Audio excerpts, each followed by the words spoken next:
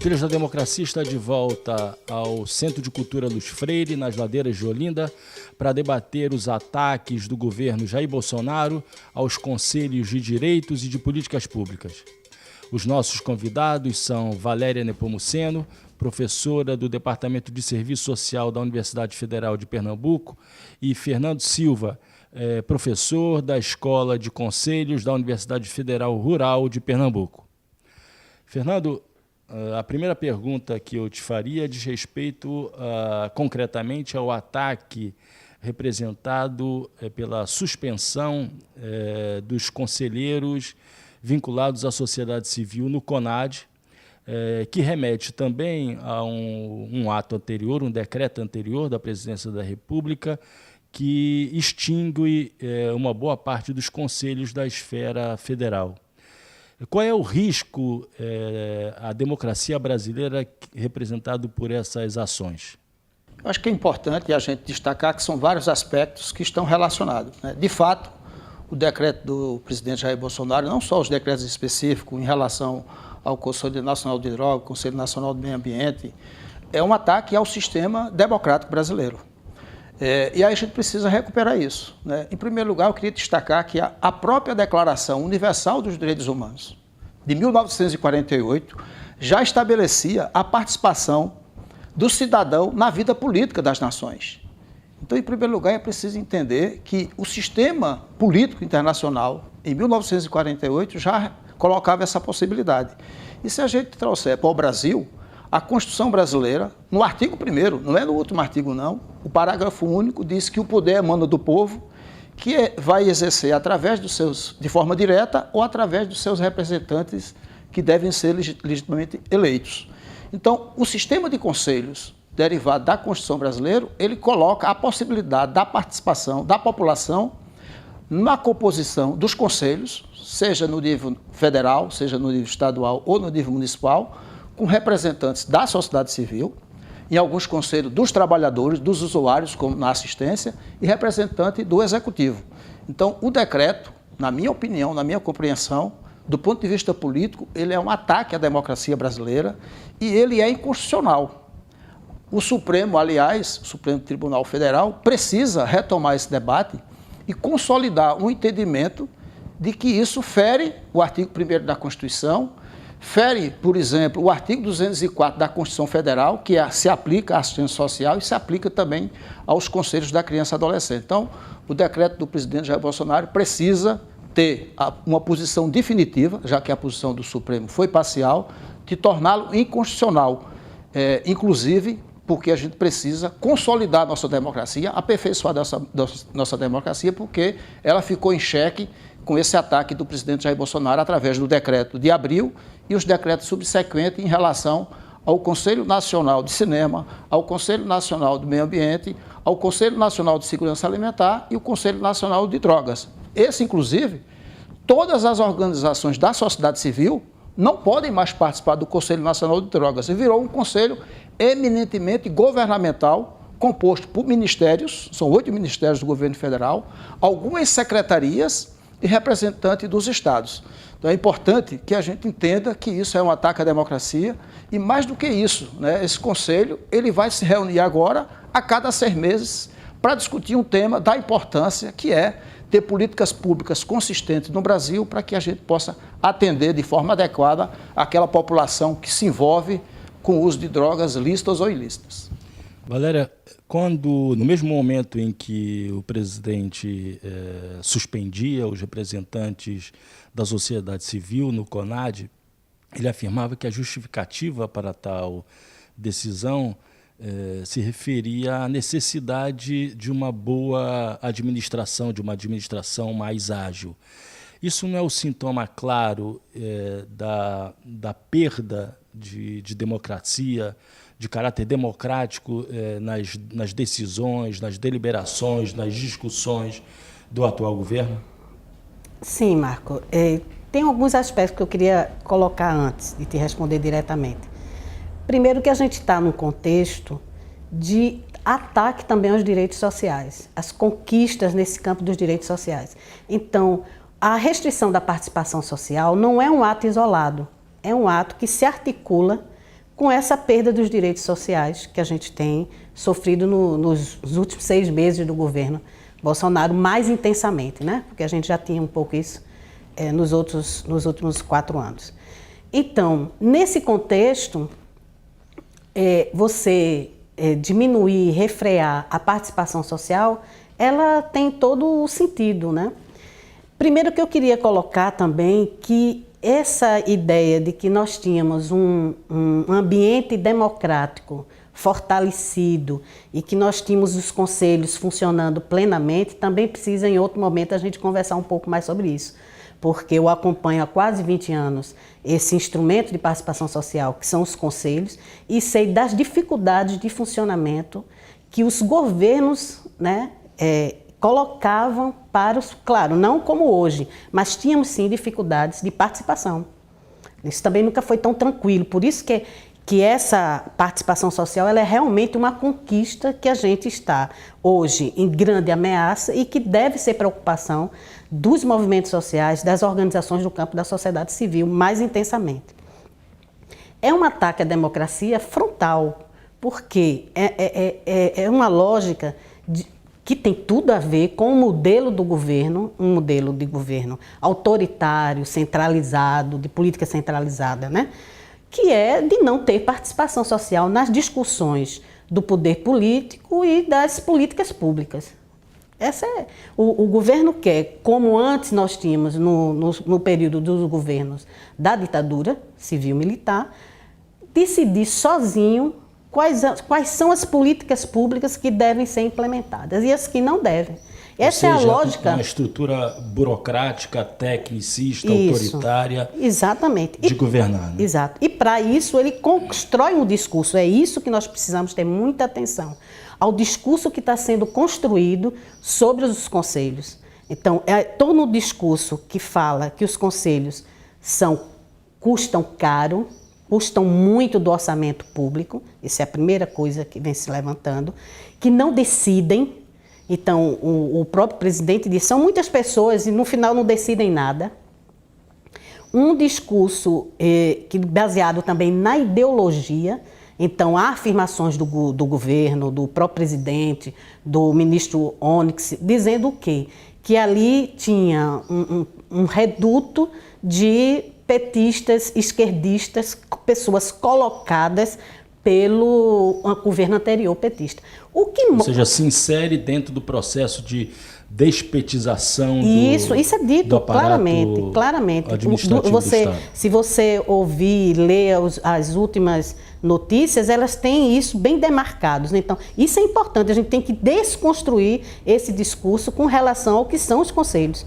Né? Então, é uma conquista da Constituição de 1988, muito importante para o campo da sociedade civil, porque é a oportunidade da sociedade civil influenciar nas políticas públicas, porque na maioria das vezes é o campo da sociedade civil que conhece a realidade de temas como a política sobre drogas, meio ambiente, criança e adolescente, as questões das mulheres, das pessoas idosas. É a sociedade civil que ao longo de décadas vem estudando, produzindo e propondo políticas públicas para essas áreas, e o governo tenta, de um dia para o outro, desconstruir todo esse acúmulo de conhecimento com palavras e expressões que não desqualificam aquele espaço de formulação de política pública e de controle, né? Fernando, de acordo com o que Valéria acaba de explicitar na sua fala, o ataque é direcionado à democracia, às instituições políticas, seja da representação como da participação, no caso dos conselhos, mas também à estrutura de direitos sociais do Brasil. A sensação que eu tenho, não é apenas uma sensação, já é uma constatação de fato, é que todo o nosso arcabouço legal vem sendo rasgado, né, afrontado, né? A CLT, através da reforma trabalhista, agora com a reforma da Previdência, a Constituição de 1988, todo o princípio da solidariedade que embasava a nossa Previdência Pública, né? E agora, com essa afronta a estrutura participativa dos conselhos, a participação da sociedade civil na estrutura dos conselhos, a todos esses documentos que remetem, como você fez na sua fala, à Declaração Universal dos Direitos Humanos de 1948. É de fato isso, quer dizer, essa sucessiva rasgadura dos nossos arcabouços legais demonstram claramente de que houve uma inflexão no nosso regime. Nós estamos já sendo ultrapassados no caminho de um regime autoritário? Com certeza, né? Se a gente lembrar, a nossa democracia nunca teve um período tão longo de eleições regulares e contínuas. E se a gente lembrar, nós tivemos 2 momentos emblemáticos no Brasil. O movimento da campanha das diretas, que a população vai para a rua. A gente perde no Congresso Nacional em 84, mas em 89 a gente finalmente volta a ter a possibilidade de eleger presidente da República. O processo da Constituição também foi um processo muito participativo. Nós tivemos emendas, a exemplo da habitação, da criança e adolescente, que houve ampla mobilização e participação na coleta de assinatura da sociedade. O que a gente tem agora é um processo que é anterior a isso. A gente está, por isso que eu comecei com a Declaração Universal dos Direitos Humanos, a gente está retrocedendo 30, 40 anos no Brasil, negando aquilo que a Constituição garante no artigo 1º, que é a participação da população, de forma direta ou de forma indireta. Os conselhos são espaço de participação das organizações representativas da sociedade civil, como a Valéria colocou. Você tem isso na criança, tem na saúde, tem na educação, Conselho de Mulheres, política de drogas, enfim, são vários conselhos. E o presidente parece que, de fato, resolveu esquecer o que ele fez quando ele tomou posse. O artigo 78 da Constituição, ele faz um juramento, e nesse juramento ele jura defender e manter a Constituição. O que ele está fazendo é rasgar a Constituição brasileira. Né? Nesse ponto de vista da participação, como bem Valéria colocou na sua fala inicial, em relação ao conjunto de direitos sociais. Ele disse várias vezes, repetiu, que se pode ter trabalho infantil no Brasil. Ou seja, ele desconhece ou nega, que eu acho que é pior. Mais um documento legal que ele rasga, o Estatuto da Criança e do Adolescente. Não, é a Constituição, porque isso é uma definição constitucional. A semana passada ele disse que a gente precisa transformar as pessoas, o trabalhador, na informalidade. Ou seja, ele propôs simplesmente negar, rasgar o artigo 7 da Constituição. Então, é preciso que haja uma reação da população, das organizações da sociedade, dos partidos que têm uma compreensão diferente de mundo e de sociedade, para que a gente, primeiro, defenda o que está na Constituição. Não admita, sob hipótese alguma, a mudança na Constituição que retire direitos, mais do que ele já retirou. A reforma da Previdência, se não houvesse uma mobilização minimamente dos partidos de esquerda, o projeto que passou do primeiro turno era pior do que foi aprovado. Então, o governo Bolsonaro, nesses 6 meses, que é um governo extremamente ideológico, apesar dele negar a ideologia, é um governo que é claramente ideológico e não tem problema nenhum de ser ideológico. Mas a gente precisa ter uma disputa ideológica de um projeto de sociedade onde o capital, onde os não sejam subordinados ao capital econômico. A gente precisa valorizar esses direitos, e o direito à participação é um direito tão importante quanto a educação, a saúde, o direito à convivência com o semiárido, ou seja, é fundamental que haja uma reação da sociedade. O Leomar do Boff, a semana passada, ele gravou um vídeo onde ele defende isso.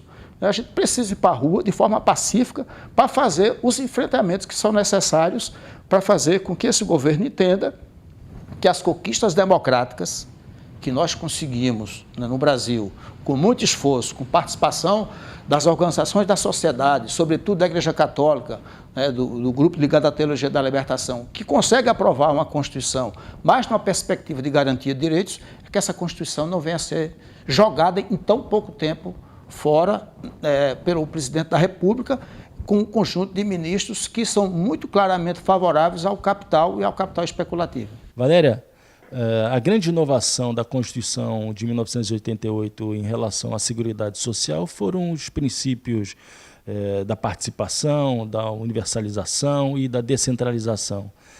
Como é que você avalia hoje, nesse exato momento, a situação desse tripé inovador da Constituição de 1988 no que diz respeito à Seguridade Social?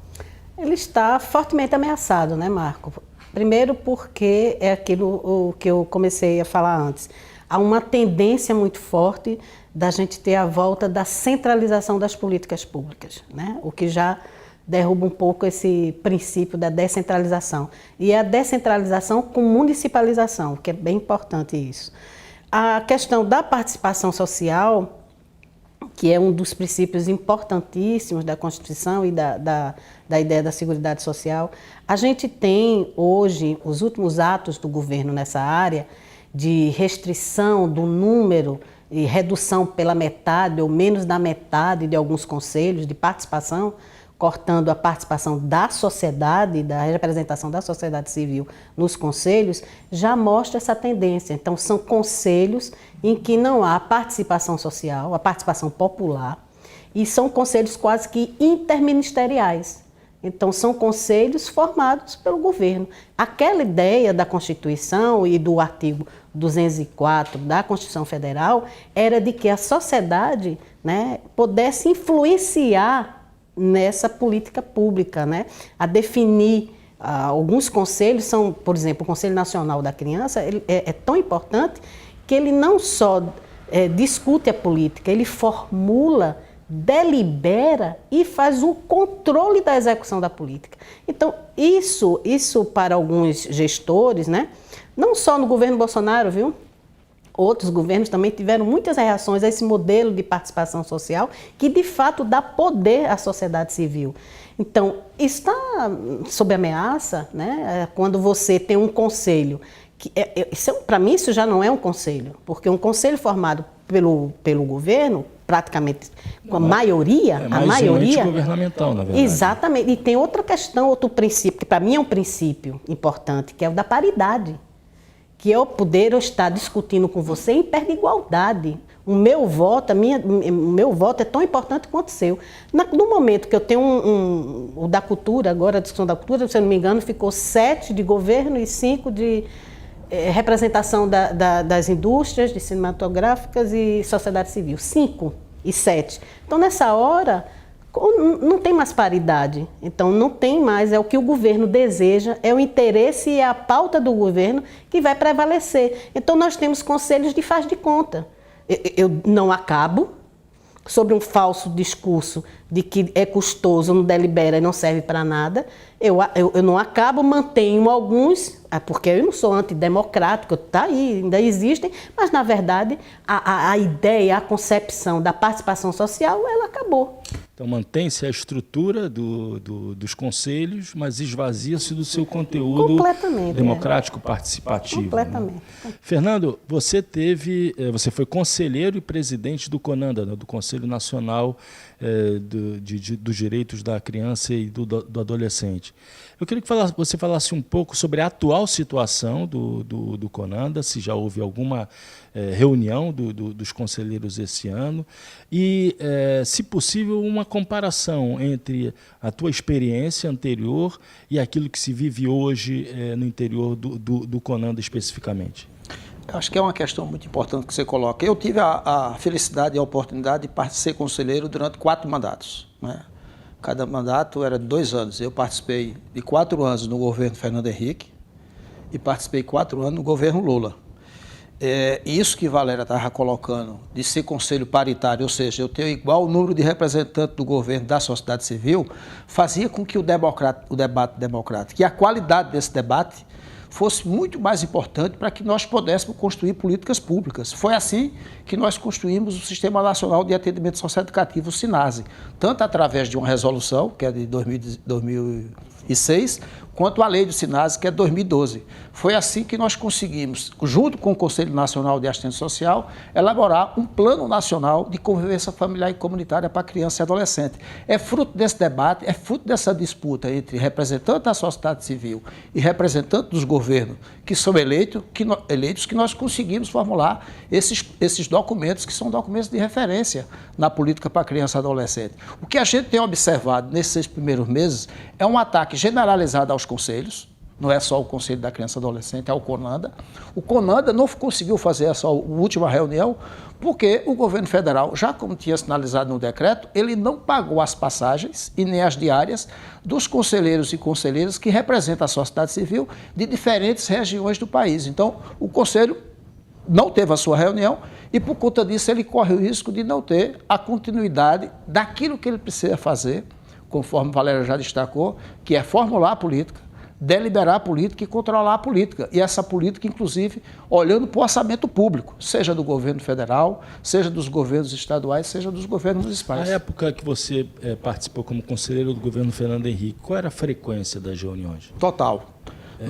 Nós tivemos todas as reuniões do período que eu participei, né? Eu não participei dos 8 mandatos no CONANDA do governo Fernando Henrique, passei dos últimos 4, nós tínhamos as reuniões normalmente de fevereiro até dezembro e fizemos todas as conferências, que as conferências são realizadas nesse período. No governo Lula também nós tivemos... Houve uma continuidade Houve continuidade. Governo. Tivemos dificuldade? Tivemos. Por exemplo, no primeiro ano do mandato do governo Lula, a execução do orçamento do CONANDA foi 0. Né? Isso aconteceu pela primeira vez.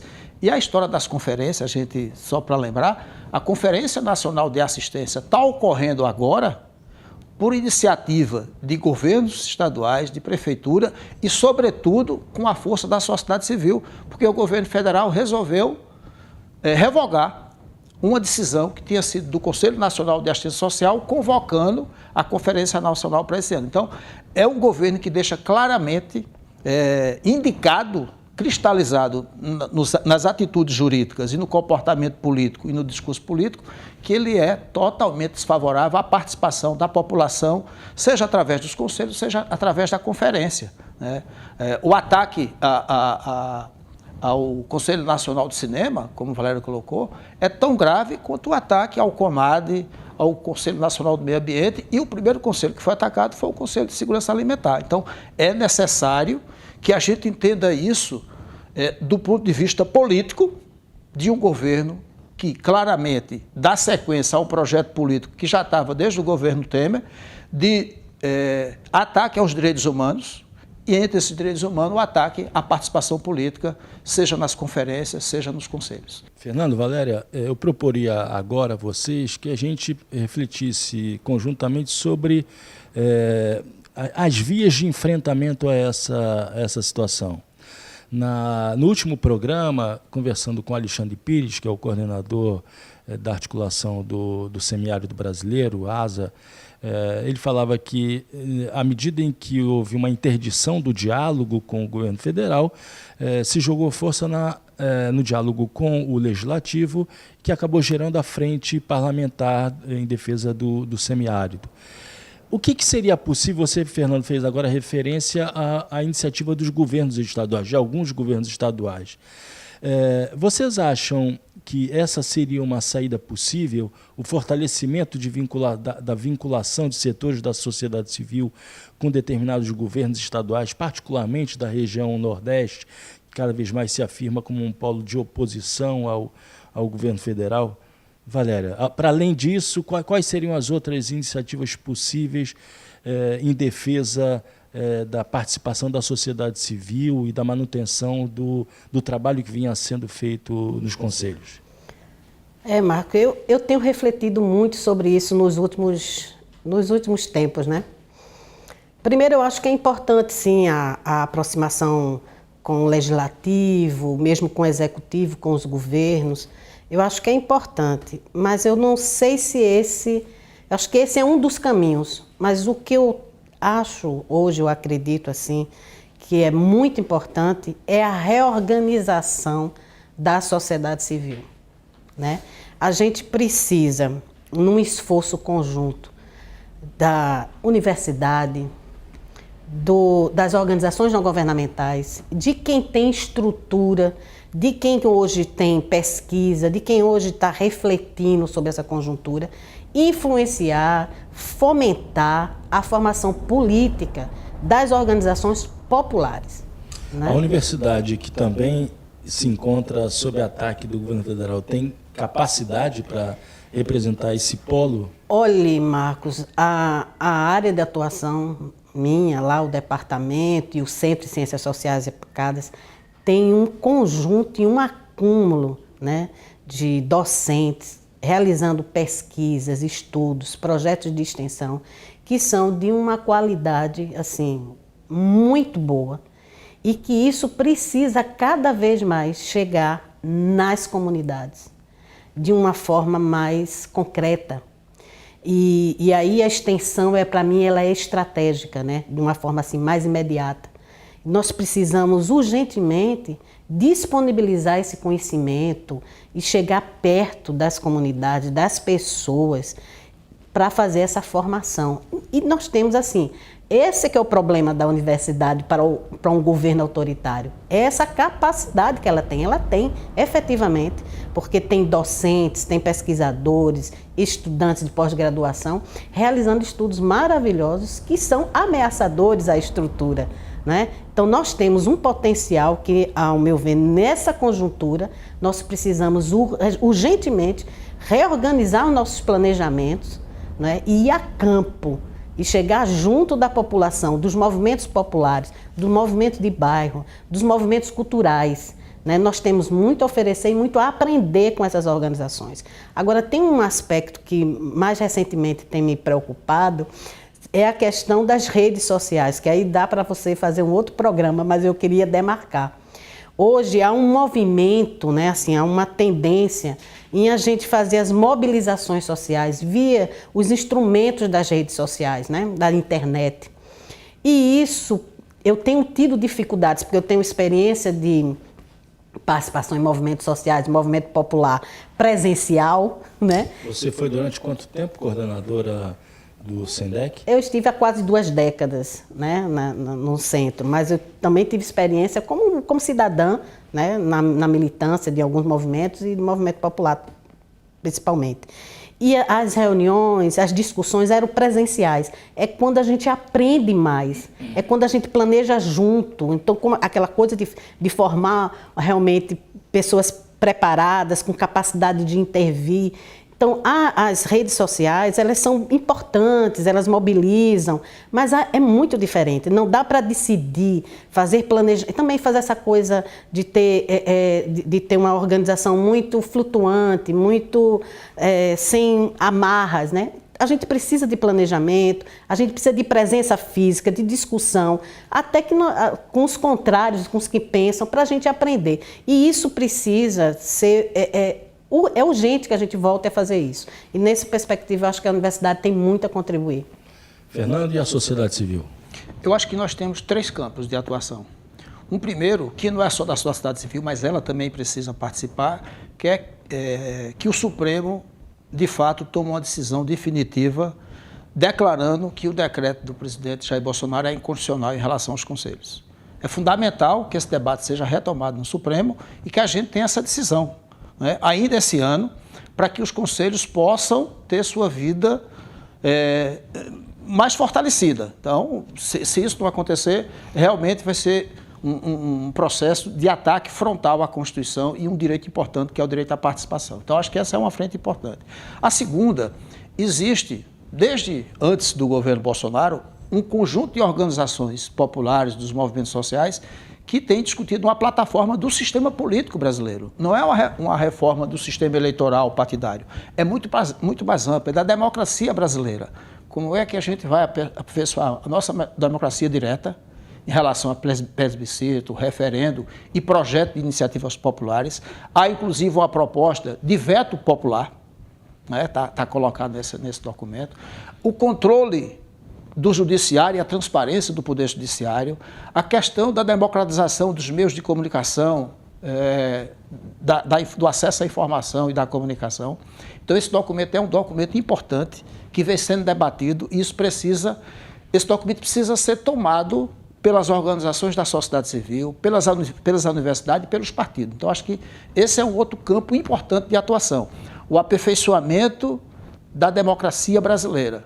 Senão a gente vai ficar restrito à eleição a cada 2 anos, né? O livro Como as Democracias Morrem tem uma frase emblemática. A democracia hoje começa a morrer no dia do voto.